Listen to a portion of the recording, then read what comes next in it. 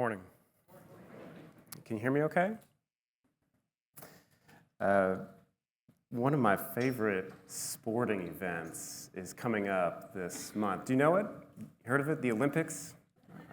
The Summer Olympics are starting later this month in Paris. And one of my favorite events is the sprinting events. I love watching these men and ladies run. And so it was my good fortune that Netflix released a documentary recently called Sprint. And I've been watching it with deep, deep attention. And it's interesting because it gives you an inside look at the preparation, the taxing exercise, the determination that these athletes have. And it's interesting, too, to see the bravado, right, that it takes to be an elite athlete. One of the people that's profiled is a guy named Noah Lyles. He's the fourth fastest man to ever run the 100 meters. And at this one press conference, he gets in front of the mic and he introduces himself and he says, "I'm Noah Lyles, one of the fastest men in the world and soon to be the fastest." But what's interesting, too, isn't just the bravado, it's what happens when they fail. It flashes back to show this tough, lean athlete, Noah Lyles, and what happened to him a few years ago at the U.S. Nationals. He's trying to qualify for the World Championships, and he has to finish top 3 in the country to get to the Worlds, which should be easy for him, right? And as the race starts, it only takes 10 seconds, right? Less.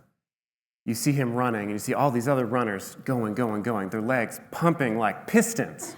And you're watching Noah, and he's not going to finish first, and he's not going to finish second, and it's not even clear that he's going to finish third. And the rest of the episode takes you back to the present time, and he did end up finishing third in qualifying, but the whole time he's asking himself, what happened? Why didn't I finish the way that I thought I would? Why didn't it go the way that I had planned? Right? He's confronted with discouragement. And no matter how great your life is going, no matter how good you are at what you do or whatever circumstances have been thrown your way, you're going to face discouragement sooner or later. Right? And it comes in all shapes and sizes. On January 1st, a lot of us are hopeful with those New Year's resolutions, right? And then on January 2nd, we're discouraged. Maybe if you're really good, you're discouraged on January 4th or 5th. Good for you. I'm a January 2nd person. This time of year, I wake up and I look out the window at my front lawn, and I'm discouraged by the quality of the grass. Right? I turn on the news, and I'm discouraged. More seriously, maybe some of you, it's finances. You've been planning things out, and all of a sudden, everything's crashed down and it's come to naught. Maybe it's an illness. Maybe it's a relationship, or maybe for some of you, it's just life itself. And it's got you looking around saying, how long, O Lord, are you going to leave me stuck here in this place? In the words of Oscar Wilde, life is a great disappointment. I'm here to present a different perspective this morning. We're continuing our series on Philippians, which is a letter from the Apostle Paul, written to a community that he founded. And last week, you were told rather helpfully that it is one of Paul's most upbeat letters. He's joyful. He's doing okay. Things seem to be going well. Yet, punchline, he's in prison. He's in prison. And in our text this morning, it's Philippians chapter 1, verse 12 to 30. You can start to turn there. Paul gives us a window into what keeps him going. And he reminds us that the world may say, be discouraged. But Jesus holds out the truth of the gospel. I'm with you. I love you. I'm coming back for you. So why don't you turn to the text? I want to read it. And we'll be looking at it a lot today. So whether you've got a hard copy or pull it up on your phone, it's going to come up on the screen as well. let's just take a moment to listen to what Paul says. And it's a bit of a long passage, so stick with me, but it's got a big idea that we're going to spend a lot of time talking about. So beginning verse 12. Now I want you to know, brothers and sisters, that what has happened to me has actually served to advance the gospel, that is, to be in prison. As a result, it has become clear throughout the whole palace guard and to everyone else that I am in chains for Christ. And because of my chains, most of the brothers and sisters have become confident in the Lord and dare all the more to proclaim the gospel without fear.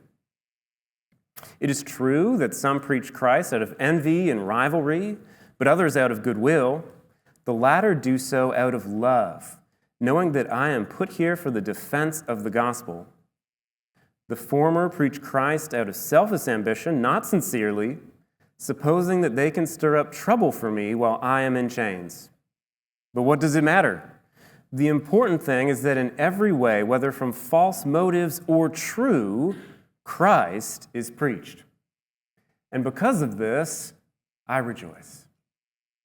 Yes, and I will continue to rejoice, for I know that through your prayers and God's provision of the Spirit of Jesus Christ, what has happened to me will turn out for my deliverance. I eagerly expect and hope that in no way will I be ashamed, but will have sufficient courage so that now, as always, Christ will be exalted in my body, whether by life or by death. For to me to live is Christ, and to die is gain. If I am to go on living in the body, this will mean fruitful labor for me, yet what shall I choose? I do not know. I am torn between the two. I desire to depart and be with Christ, which is better by far, but it is more necessary for you that I remain in the body. Convinced of this, I know that I will remain, and I will continue with all of you for your progress and joy in the faith, so that through my being with you again, your boasting in Christ Jesus will abound on account of me. Whatever happens, conduct yourselves in a manner worthy of the gospel of Christ. Then, whether I come and see you or only hear about you in my absence, I will know that you stand firm in the one Spirit, striving together as one for the faith of the gospel, without being frightened in any way by those who oppose you. This is a sign to them that they will be destroyed, but that you will be saved, and that by God. For it has been granted to you on behalf of Christ not only to believe in him, but also to suffer for him, since you are going through the same struggle you saw I had, and now hear that I still have. It's the word of the Lord. Let's pray.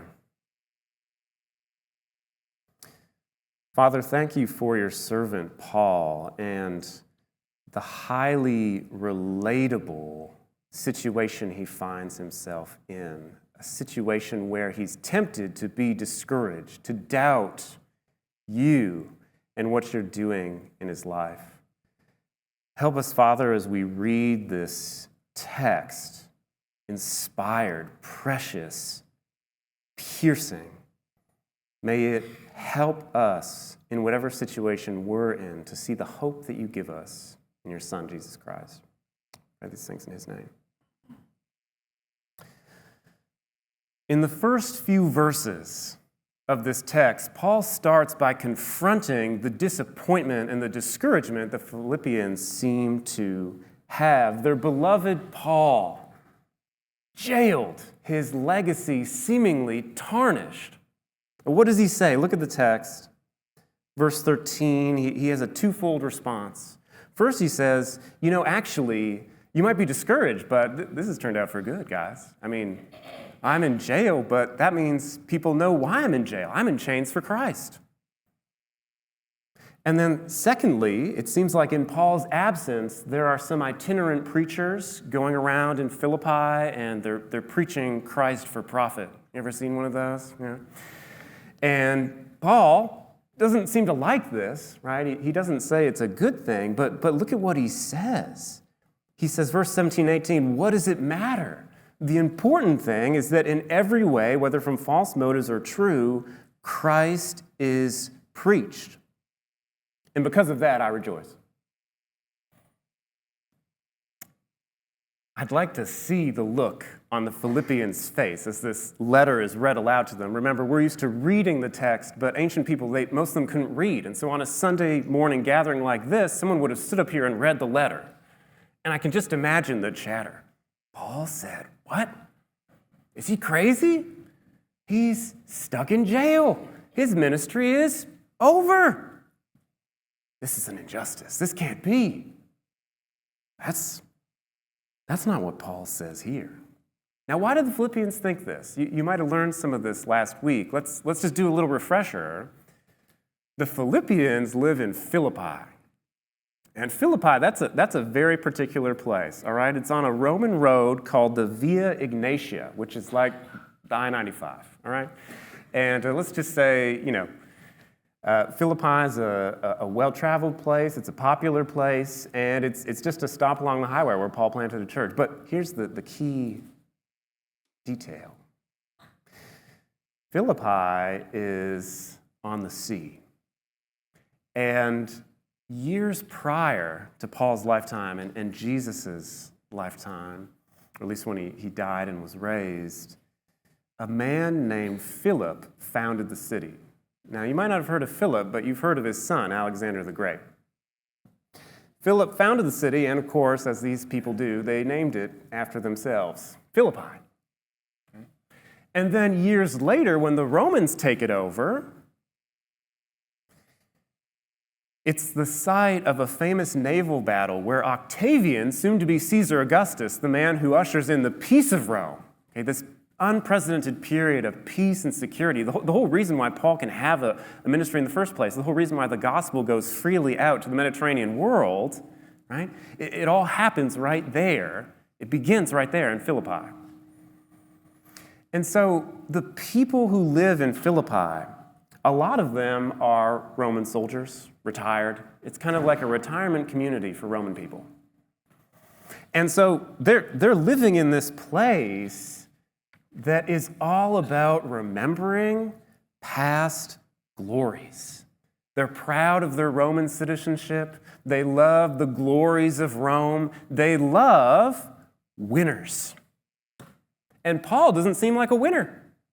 He can't be their pastor anymore. He's stuck in jail. Right? And Paul's trying to counter all this. Notice what he says. Look at the text again. He talks about the people who are preaching out of selfish ambition. He says, doesn't matter so much. And look at what he says. Look at his confidence. Look at his attitude.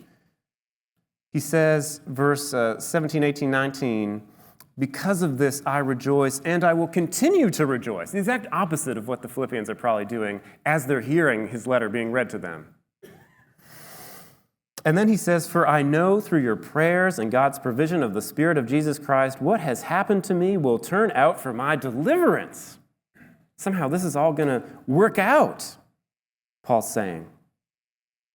And then you get to the heart of the passage. Look at this text, and it's going to be on screen perhaps. You can also look at your Bible. Verse 20 to 21. This is one of the hinges, not just of the letter, not just of Paul's life, but of the entire New Testament. Whole worlds are contained in just a few words here on the page. Paul says in verse 20 to 21, he says, for to me to live is Christ, and to die is gain.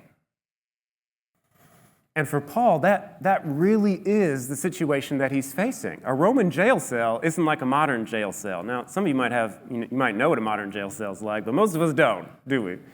From what I've been told, it's not a pleasant place, but I mean, you got maybe some Wi-Fi, 3 square meals a day. In other countries, you can actually get a college degree in jail. There are a lot of good things going on in there. A Roman jail cell, it's not like that. It's not like that. Roman jail cells are dark, dank, damp places. People often died in a Roman jail cell. In fact, they didn't give you any food. You know why people are always visiting Paul? And in his letters, he's always talking about, hey, thanks for sending this person over. They amply supplied me. It's because if someone didn't visit him, he'd die of starvation.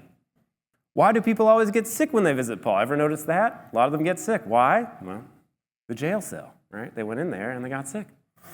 And so for Paul, when he says to live is Christ, to die is gain, he really is facing death. He's on death row. Not just legally, because he's in jail, but just the contingencies of living in a Roman jail cell. To live as Christ or to die as gain. And yet, the Philippians are struggling with this. They want a winner. Does that sound familiar to you? Wanting a winner? At the Olympics, we'll focus on the winners, won't we? We're not profiling people who finished 7th and 8th, even though they might be world-class athletes, even though they might be way faster than you. We want the winners, right? We live in a country that loves winners. We love Noah Lyles. We love our American Idols. In fact, a journalist in Seattle Times, it'll come up here on the screen, she was profiling a period of American history, okay? And she says, Americans love to win. Or to be more precise, they hate to fail. Some of you might object and say, no, we love the underdogs. We love the entrepreneurs. True, but they have to win eventually, right? I remember when my family first moved to the United States when I was just a child. And we moved to a place not on Lake Trumbull, but is in the state of New Jersey, I'm sorry. And it was a metro New York kind of suburb, very close to the city. This is the early 2000s. And I'm in middle school, and I was just shocked by the desire for success that my classmates showed. One of my friends, okay, he was already studying for his SATs at the age of 12.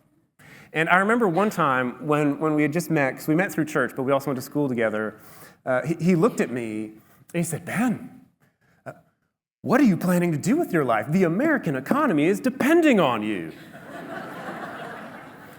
And I think I just looked at him and said, man, do you just want to come over? My mom's putting out milk and cookies. Maybe my friend's an outlier. Maybe he's extreme. But I actually think all of the post-war generations in this country can relate to that, right? There's been so much prosperity, affluence. Even those of you who really struggle to pay the bills, right? The definitions that we have for rich and poor are totally different from the ancient world. We are used to winning. We want to win. We are encouraged to win, and our culture trains us to want to be winning, successful, victorious. And I can only imagine what that does to somebody when they fail. When they face that discouragement we were just talking about. You know, life's a great disappointment. You know, it sounds really negative, but it's kind of true, isn't it? I mean, have you ever been disappointed, discouraged? What do you do in those moments, right? Just like the Philippians, okay, modern people in the West have a victory mindset. That's the way that we approach life. That's the way that we think. We just want to win.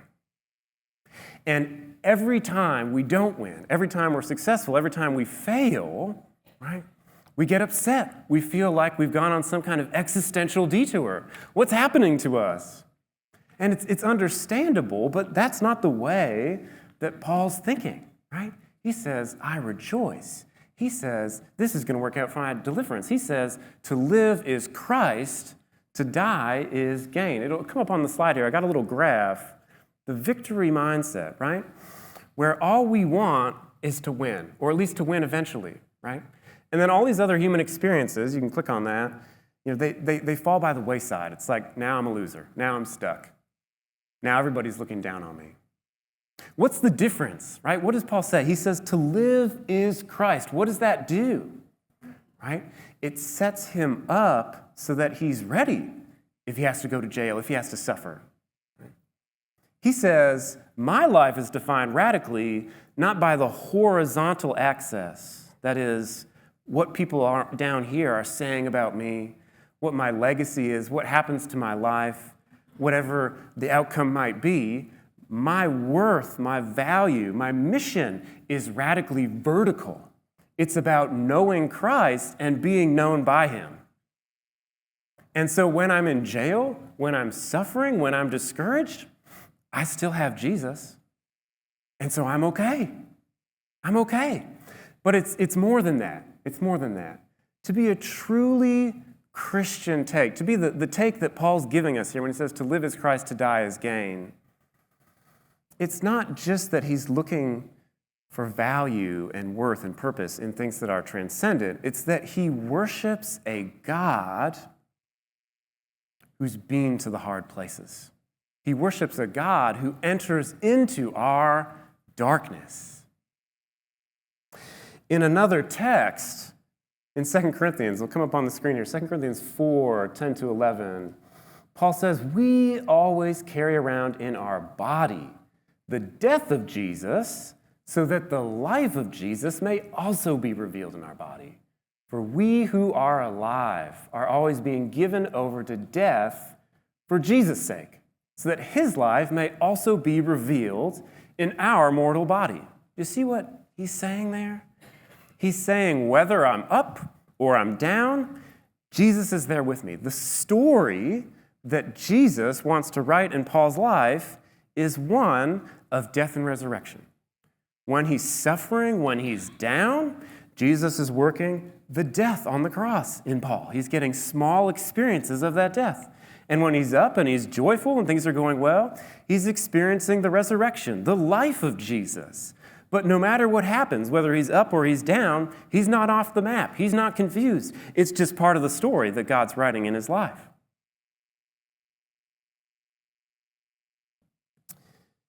And so what Paul has then is a death and resurrection mindset. I want to show you on the graph again because I love these, right? He's up and he's down. Right now when he writes the Philippians, he's kind of down here, right? But he's not off the map. He doesn't have this victory mindset like the Philippians do and like a lot of us do. He's not feeling defensive. He's just like, yep, and right now I'm experiencing the death of Jesus and I'm learning about humility and my hope's growing and I'm waiting for him to act. And when he's up, he's experiencing the resurrection of Jesus. And where does victory come? Not so much in this life, but in the next, right? There are a whole bunch of experiences. You can put them up here now on the screen, right? And so when he's experiencing joy, success, power, achievement, yeah, that's the resurrection power of Jesus working in his life. And when he's suffering, when he's down, when he's discouraged, that's the cross, right? If Jesus suffered and died and then was raised, we can't expect anything less. It's going to happen to us too. And the beautiful thing about this is that Jesus is creating in Paul a hope that lasts. That's the promise of this text this morning. That's the whole attitude, the whole mindset of Philippians. Jesus offers hope that lasts, not a brittle hope, not something that crumbles under the weight of discouragement and despair and failure, but something that keeps going, something that sticks with you, because Jesus is wanting to write into your life a story in miniature of his life. Maybe a way to explain the power of that is to tell you a story that a lot of people in the ancient world told each other. It's the story of the Odyssey. You may have heard of this, right? And the famous hero, Odysseus. Fun guy. Goes off to battle, manages to survive, needs to get back to his lovely wife, Penelope. Okay, Penelope. And in the process, he has to fight off one-eyed monsters, mermaids, various shipwrecks, until he finally tries to get back to Penelope. Now, all the while, his wife is stuck at home with people telling her, you know your husband died in the battle, right? Like, you should marry me, because he's dead. And she devises this trick, okay? She's kind of like a model of faithfulness in Paul's day. She says, well, I'm going to knit something, and when I finish knitting it, I'll choose one of you suitors, and we'll get married. And of course, every night she undoes the knitting that she was doing, so that the thing that she's knitting never actually finishes. Yeah, that's fun. There's this one moment towards the beginning of the story where she goes to an oracle, a god, and she asks, is my husband dead or alive? Because she needs something to hang on to. And this is what the response is, I will not tell you for certain whether he's dead or alive. And so the whole story is premised on this lady holding on to hope against all hope. No certainty, just a single vision, a single message from this somewhat divine figure. And maybe that's Jesus for you.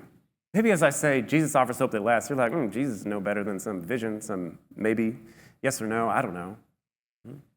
But let me tell you, Jesus is more than just a single vision. Jesus is more than just one person whispering to you, might be dead, might be alive.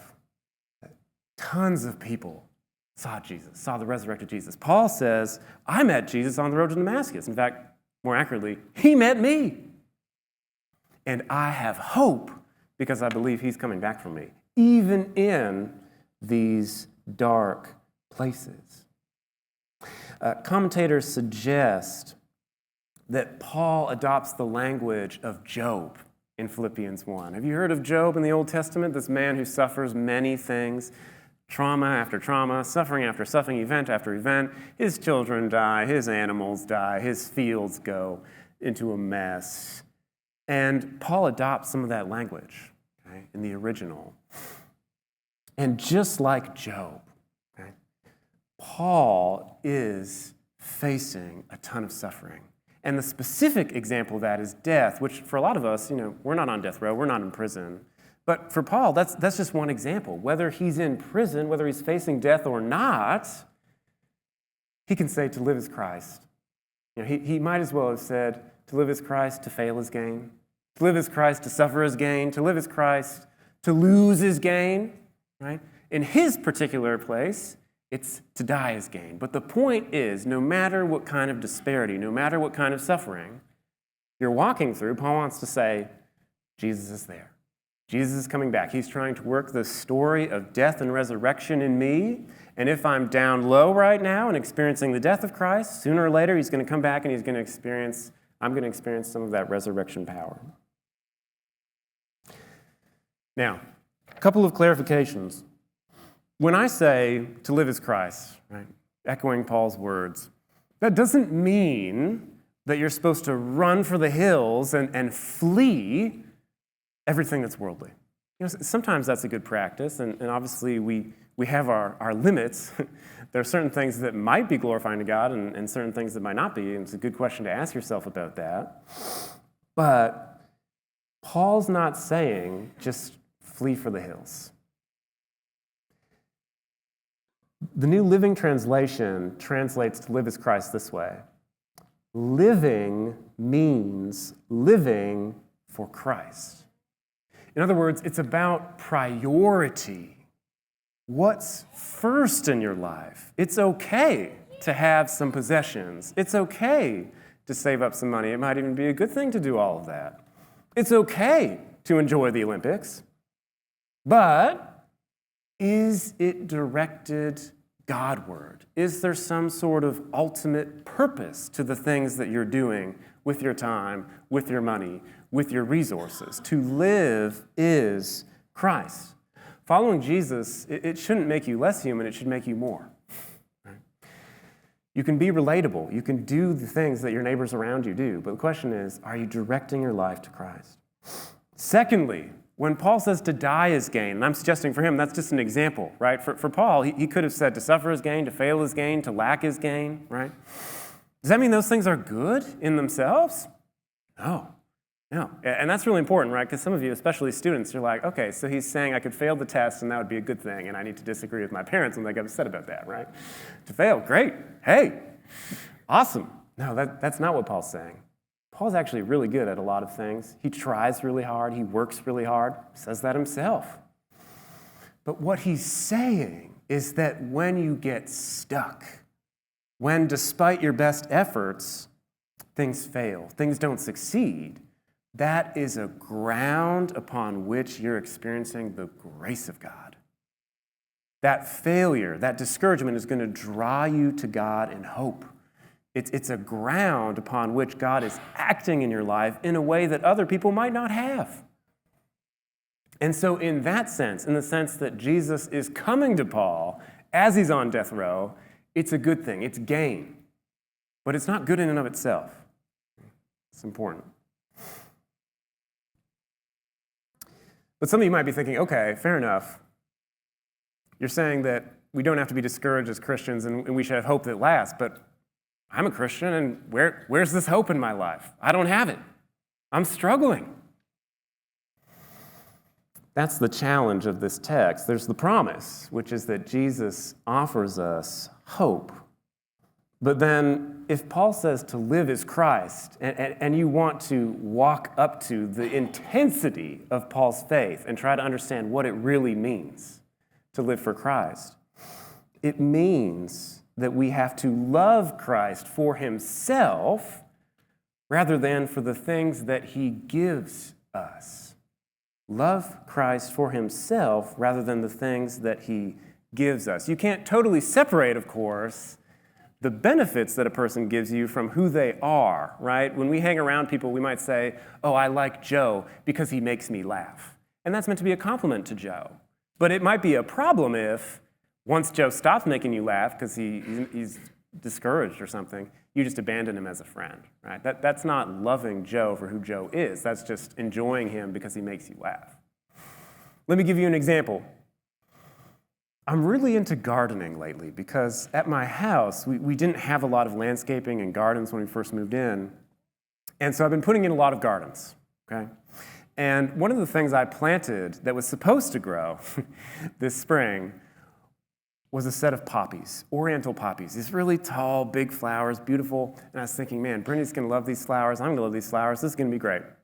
And never once did I stop to think about the soil chemistry, the fertilizer, the watering. I did that for some other plants that I was more interested in, frankly, but not these ones. What happened this spring? I'm waiting. No flowers. In fact, 2 of them didn't even come up. 1 of them came up, and it was extremely disappointing, because all it did was sprout up a few leaves and no flower. What happened, right? What happened? I just cared about what the flower could give me, not about the flower itself. Right? People are the same way. Your faith is the same way. If all you're in this for is to get a free ride to heaven, that hope's not going to be yours. That hope's not going to be yours. That's not what Paul's doing. Hey, he's in this, whether he's in jail or not, whether he's failing or not, whether he's living or not. That's where the hope comes, right? When you nourish and cultivate that relationship, when you're devoted to it, then the hope comes as a byproduct of that devotion. Right? Now, some of you might be saying, oh man, I'm not good at this Christianity thing. That's okay. God isn't with you because you're good at something. Sorry.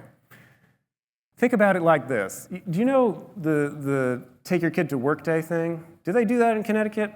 Where I came from, they had this event when I was a kid called Take Your Kid to Work Day. And it was an opportunity for parents to take their kid out of school and bring them to their workplace.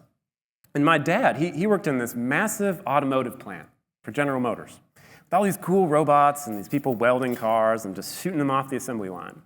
When I was there, was I there because I was good at something? Did my dad want me to come because I would contribute to the welding of the cars, because I would make insightful comments about the engineering? No. He's just there because he's my dad, and he loves me, and he delights in me being in his presence. Jesus is like that. Right? Whether or not you're good at hoping, whether or not you're good at hanging on, Jesus is going to work that hope in you, whether you want him to or not. Sooner or later, it's going to come. Now, a few final comments at the end of the passage. Verse 27 to 28, Paul has these kind of staccato notes where he gives some exhortations to the community. And so I'm just going to deal with these really quickly. In verse 27 to 28, Paul transitions to encouraging the community to do certain things. And if we could bring the passage back up on the screen, that'd be helpful. Right at the very end, yes, verse 27, whatever happens, conduct yourselves in a manner worthy of the gospel of Christ. Then, whether I come and see you or only hear about you in my absence, I will know that you stand firm in one Spirit. So first, Jesus offers us hope that lasts to keep us going, to help us to stand firm in one Spirit, to stay there, to get up in the morning. The word that's used there in the original, it's a very simple word. It basically just means to stand, to get up. The hope that Jesus offers allows us to show up. And some of you might be thinking, gee, that's a really low bar to set. Just show up. Is that all Jesus gives me? Well, it's a starting point, isn't it? And part of the problem here is that in our worlds where we're just saturated in happy-go-lucky entertainment, we confuse Christian hope with secular optimism. Do you know what optimism is, right? The glass half full people? Yeah. Here's what the author Andy Byers says. This will come up on screen. He says, Western Christians, that's us, have anchored their hopes in optimistic ideals that could only come from a God who wields a magic wand and brings a kingdom that strangely resembles the magic kingdom. The Christian idealism embraces these legitimate biblical realities. These are legitimate, of triumph, strength, deliverance, joy, and happiness, without also embracing the equally biblical and often more immediate realities of suffering, pain, struggle, and weakness. How do I know that optimism doesn't work very well? Because it makes no sense standing before the cross of Christ. Hey, Jesus, how's it going, man? No, that doesn't make any sense. And it doesn't make any sense at the resurrection either. When Thomas the apostle comes to Jesus and says, Jesus, show me your wounds, he's still got his wounds, right? Even the Son of God does not embody a painless, lacking in suffering kind of world. He's not happy-go-lucky, but he might have hope. Right? If you just keep going, that's the sign of somebody who has Christian hope. Secondly, what does hope do? It unites us to stand firm in one spirit, Paul says in verse 27 to 28, and to be united in the same hope. What Paul means is hope with a capital H, the hope that comes from Christ. It conquers the smaller hopes. We all have hopes. We all have dreams. You see that sometimes in churches when they break up, right? They break up over the color of the walls or who the pastor is supposed to be or something, sometimes really small. Paul says hope, Christian hope, focusing on Christ, unites us. It draws us together. It allows us to give ourselves up for one another. Just recently, there was a big news flash in the world of basketball. Jalen Brunson, the star player of the New York Knicks, gave up tens of millions of dollars to re-sign with the Knicks. And unlike most of his fellow stars in that world, he didn't hold out for the maximum amount of money that he could get. And all these people are saying, build a statue for him. Wow, the Knicks are going to win the championship. See, he took less money so that the team would have money to pay other players so that they'd be competitive and they could win a championship. What's Jalen Brunson thinking, right? He knows. He has small hopes. He wants money. He wants to get paid. But he's got a bigger hope, which is he wants the team collectively to experience success, joy, and win a championship. And that makes everybody look up and say, woo, he's serious. Notice what Paul says at the end of the passage, right? What does he say? He says, hey, if you have this hope, this will be a sign to other people that the Lord's really working in you. And then thirdly, Paul says that this hope is supposed to take away fear, that they're supposed to stand firm, to be united, and to not be frightened in any way. The worship team can come up and start to get prepared. I just want to meditate on this for a moment. Hope takes away fear. Some of the most inspiring Christian figures of the last century are people who lived through the Second World War. And you probably know some of their names. Dietrich Bonhoeffer is one that's often thrown around, and his faithfulness in the midst of tyranny. Someone you might not know so much, though, is a man named Ernst Lohmeyer. And Lohmeyer was a commentator on Philippians. That's why I bring him up. I was reading his commentary as I was preparing for this sermon. But what a lot of people don't know is that he lost his professorship because he wanted to stand up against the Nazi persecution of Jews. And then during the war, he managed to survive, only to be killed in 1946 by the Soviets, who were then occupying East Germany. And when you look at his life and all the things that he says about Philippians, which has so many themes of suffering, humility, hope, it's interesting to go back to his examination sermon when he's just a student in his early 20s. It'll come up on screen. He's preaching from Paul in 2 Corinthians, and he says this: "In struggle and suffering, we behold a figure who suffered more than all of us and who strode through life in victorious joy as well as world-conquering humility, the figure of Jesus Christ." There's that up and down pattern again. Jesus is with us when we're up and he's with us when we're down. But the point is, Jesus is there and he's working and he wants to bring that resurrection hope into your life. Whatever you're facing this morning, I want you to know that you're not off the map.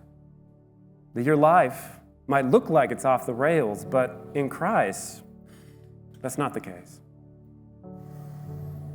You say, "I'm scared."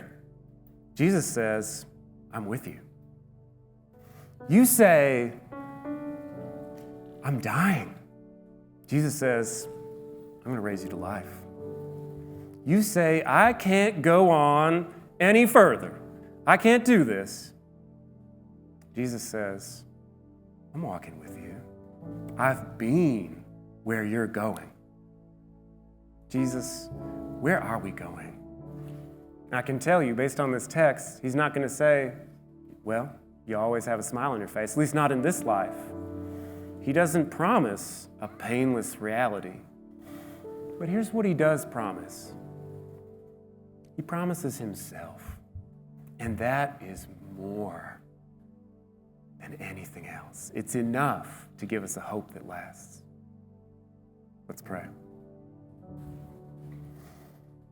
Father, thank you for this passage, this hope that Paul has, whether he's suffering, even facing death. He knows that you're with him.